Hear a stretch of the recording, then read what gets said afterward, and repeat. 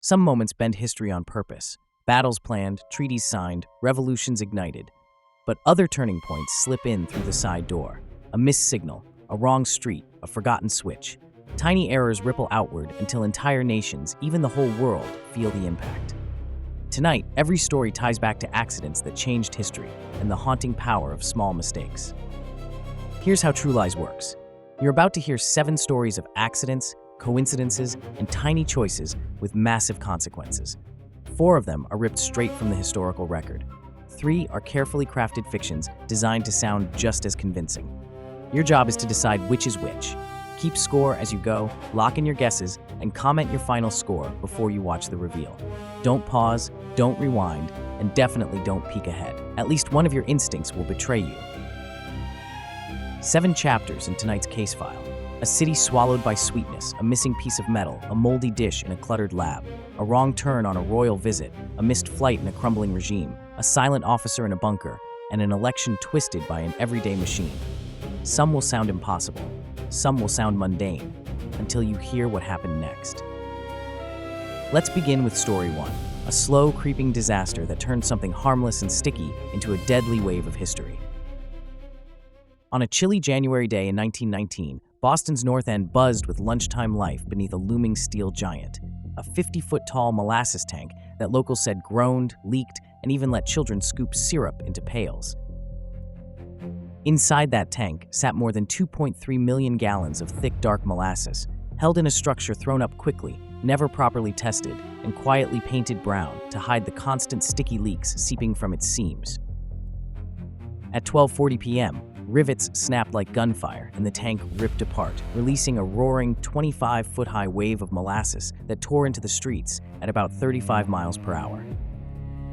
The glossy brown wall slammed into buildings, shoving a brick firehouse off its foundation, bending steel train supports, tossing trucks and wagons aside, and turning busy Commercial Street into a rushing river of syrup. People and horses tried to run but sank as if in quicksand. The molasses moved fast at first, then gripped like glue, pinning bodies, crushing chests, and making each breath feel heavier than the last. Rescuers, police, firefighters, soldiers, and neighbors waded and crawled through waist-deep molasses with boards, ladders, and ropes, hacking at the thickening sludge and dragging out survivors like flies stuck in amber. By nightfall, rescuers realized the scale of the disaster. 21 people dead, about 150 injured, and weeks of searching cellars and rubble for bodies buried in hardened brown crust. Cleanup crews blasted the streets with salty harbor water and sand, staining the harbor brown, while Bostoners complained for months that the city, its subways, and their clothes all faintly smelled of molasses. Investigations revealed a rushed, badly built tank, weak steel, ignored warnings, and no real safety tests, leading to a 6-year legal battle where over 100 claimants forced the company to pay for its negligence. Outrage over Boston's strange molasses flood helped push America towards stricter engineering rules, building codes, and corporate responsibility, proving that even something as harmless as syrup can be deadly when greed and haste outweigh safety. Wipe the syrup from your shoes. Story 2 asks how much danger can hide in a single missing bolt. In the late 1970s, deep in the Cold War, a lonely U.S. radar station in the frozen north hummed through the night, its aging antennas sweeping the dark sky for the first sign of Soviet nuclear missiles. Inside, tired watch officers clutched coffee and followed strict checklists, knowing that if blips ever appeared racing over the Arctic, they'd have only minutes to decide whether the world was about to end. Without warning, one green radar screen erupted in bright racing dots, dozens of fast-moving objects arcing in from the direction of the Soviet Union, while sirens wailed and red lights began to flash. To the crew, it looked exactly like training scenarios for Armageddon, a massive Soviet first strike, the kind of attack that would demand an instant response and could trigger full-scale nuclear war. The duty officer, a veteran radar specialist, watched the pattern and felt a knot in his stomach. The blips had appeared too suddenly, too perfectly lined up, with a strange flicker that his instincts didn't trust. Protocol said he had enough evidence to escalate all the way to NORAD, the Pentagon, and the White House, but instead of immediately sounding the highest alarm, he quietly ordered, "Hold, get me confirmation from every backup system now." As the phantom swarm kept racing toward North America on that single screen, other radars reported clear skies, satellites saw no missile launches, and no station anywhere else could find the deadly attack they were supposed to be tracking. With shaking hands, the officer downgraded the alert, silenced the alarms, and rewrote the report from possible massive strike to anomalous radar returns under investigation, choosing not to wake the president over what might be ghosts. Hours later, technicians tore through the radar hardware until they found the culprit. One loose metal bolt, rattling at just the right moment to throw off bizarre reflections that the aging system mistook for a wave of incoming warheads. That $1 bolt, combined with rigid procedures and one skeptical human being, became a quiet near miss, echoing real Cold War false alarms, and a reminder that for years, the fate of millions sometimes depended on a single moment of doubt. For Story 3, we shrink the stage to a cluttered workbench, where a ruined experiment refuses to stay quiet. London, 1928. In a cramped, messy lab at St. Mary's Hospital, bacteriologist Alexander Fleming heads off on vacation, leaving stacks of petri dishes smeared with dangerous staphylococcal bacteria casually uncovered on his cluttered workbench. Weeks later, Fleming unlocks the lab door, weaves through glass bottles and humming burners, and begins lazily sorting his abandoned dishes into a discard pile, fully expecting that every plate is just another failed, contaminated experiment. He suddenly pauses over one dish. A fuzzy blue-green mold has invaded, yet around it lies a clear, perfect halo where the creamy film of deadly staphylococci is mysteriously absent, as if the germs have been pushed back and erased. Instead of tossing the ruined plate, Fleming's curiosity kicks in. He carefully moves it to his bench, transfers the mold to fresh cultures, and starts methodical tests to see if this strange invader is killing the bacteria on purpose. Again and again, he sees the same miracle. The mold releases a substance that destroys many dangerous bacteria but leaves human cells unharmed, and he names this powerful weapon penicillin after the penicillium mold that produces it. Fleming, not a chemist, struggles to purify penicillin into a stable drug. He publishes his 1929 paper showing it fights scarlet fever, pneumonia, and meningitis, but the world shrugs and his discovery quietly drifts into obscurity. Years pass, infections keep killing from tiny cuts and routine surgeries, and on the eve of World War II, Oxford scientists Howard Florey, Ernst Chain, and Norman Heatley rediscover Fleming's paper and sense that a life-saving breakthrough is hiding in plain sight. In a desperate, improvised effort, the Oxford team grows mold in bedpans, milk churns, and food tins, slowly refining methods to extract fragile penicillin, proving its power when infected mice given the drug survive, while untreated mice die. For discovering and developing penicillin, Fleming, Florey, and Chain share the 1945 Nobel Prize, and the once-ignored moldy dish is finally recognized as the tiny accident, an act of curiosity that has saved tens of millions of lives. History zooms back out in Story 4 to a royal motorcade, a crowded street, and one fateful wrong turn. On a blazing summer morning in Sarajevo, June 28, 1914, cheering crowds pack the streets as Archduke Franz Ferdinand and his wife Sophie ride in an open car, a royal visit that seems routine, but Europe is already a powder keg. Hidden along the parade route, 7 young Bosnian Serb conspirators wait with bombs and pistols, driven by nationalist dreams and backed by a shadowy group known as the Black Hand. As the Archduke's car glides along the river, one assassin hurls a bomb. Franz Ferdinand instinctively throws up his arm. The device bounces off the folded roof and explodes under the next car, wounding officers and bystanders instead. Panic rips through the crowd as smoke fills the street.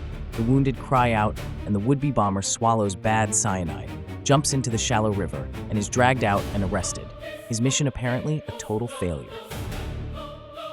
Shaken but alive at the town hall, Franz Ferdinand angrily scolds officials about bombs being thrown at him, yet insists on visiting the hospital to see the injured, a compassionate choice that forces a last-minute change to the motorcade's route.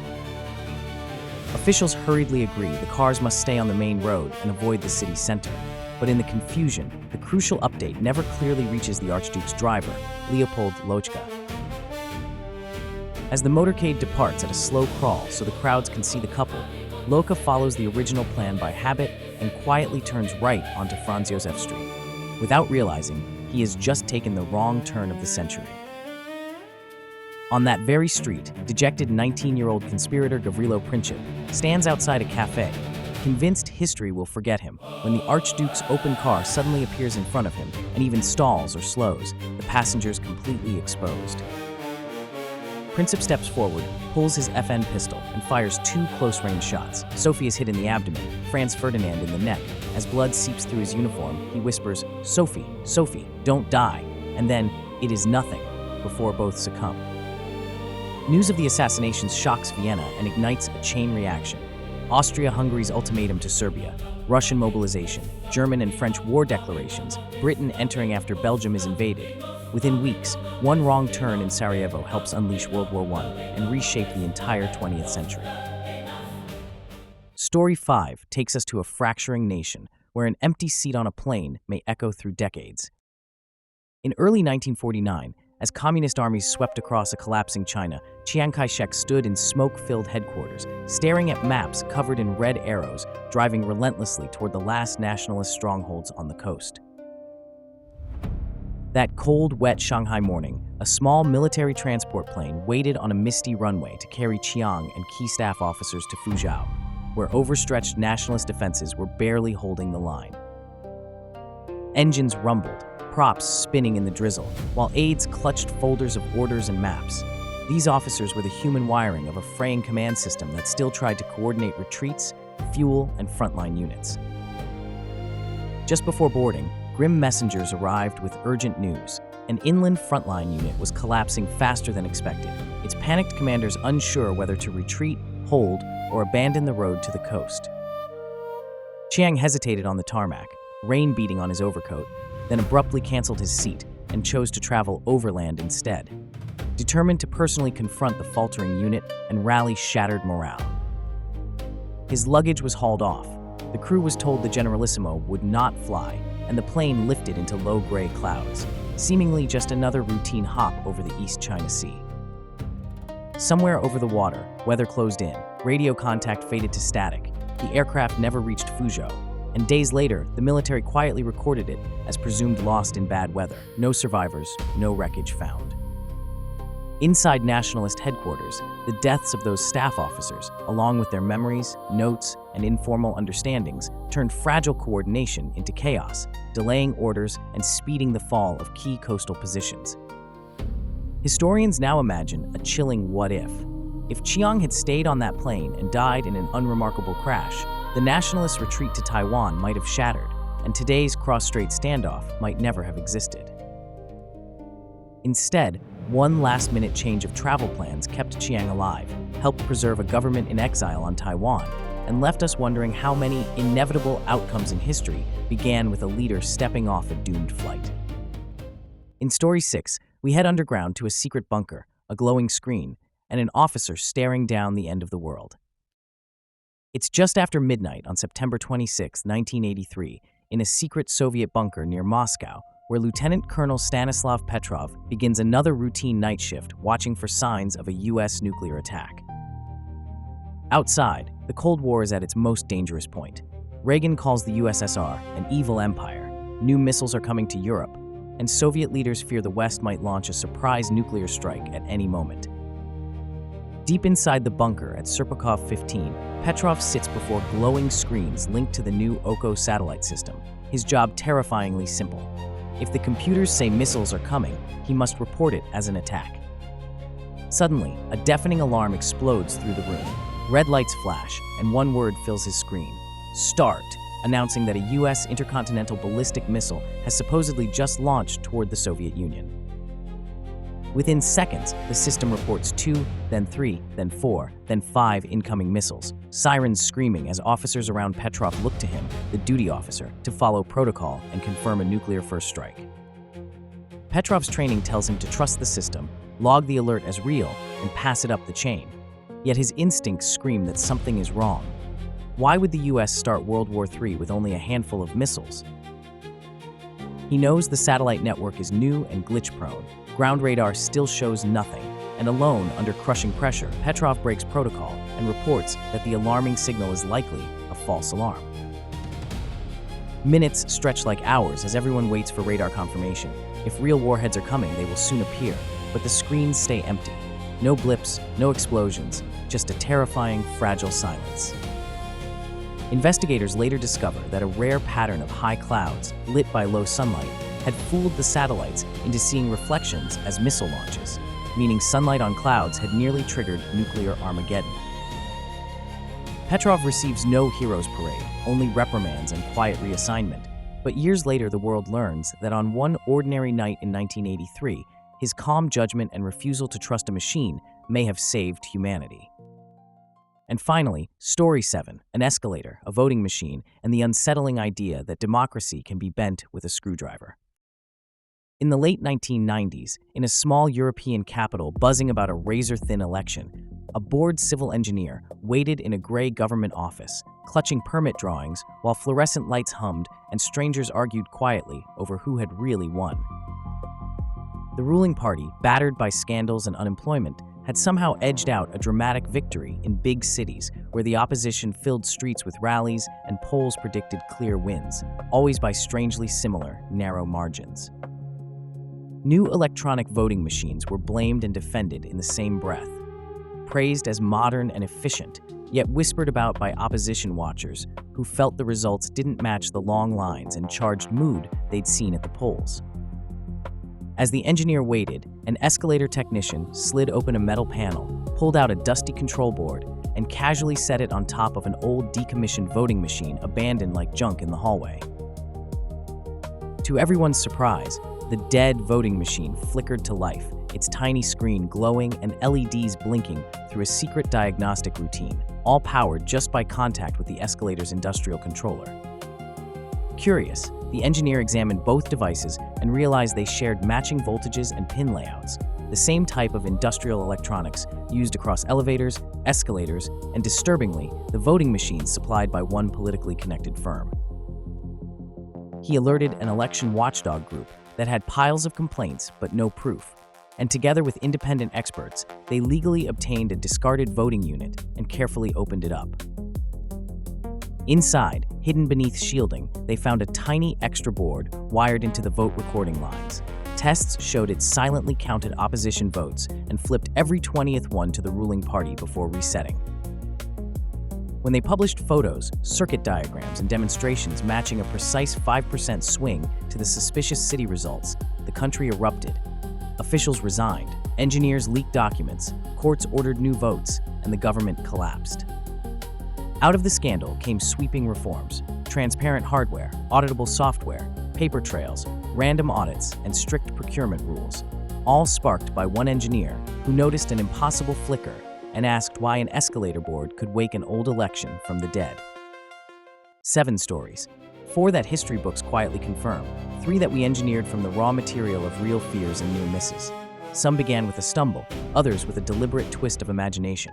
How many did you spot and how many slipped past you? Let's find out. Story 1. The day Boston drowned in molasses was real. Contemporary newspaper reports, court records, and engineering inquiries all document the bizarre, deadly wave of molasses that reshaped safety laws. Story 2. The lost bolt that nearly started World War III was fictional. We built this one by blending multiple documented Cold War false alarms into a single loose bolt nightmare that never quite happened this way. Story 3. The moldy petri dish that rewrote medicine was real. Fleming's accidental discovery and the moldy dish are preserved in scientific histories, Nobel lectures, and first-hand accounts from his lab. Story 4. The wrong turn that sparked a world war was real. Eyewitness testimony, police records, and diplomatic archives all confirm that a mistaken turn delivered Franz Ferdinand directly into his assassin's line of fire. Story 5. The missed flight that changed China's future was fictional. We imagined this scenario by remixing real narrow escapes and aviation tragedies into one plausible turning point that history never recorded. Story 6. The officer who ignored the apocalypse on his screen was real. Declassified Soviet reports and later interviews with Stanislav Petrov confirm that his decision to dismiss a false alarm may have averted nuclear war. Story 7. The escalator that hacked an election was fictional. We crafted it from genuine vulnerabilities in early electronic voting systems, but no scandal ever unfolded with this exact escalator-triggered scheme. So, did those accidents fool you, or did you see through the lies of TruLies?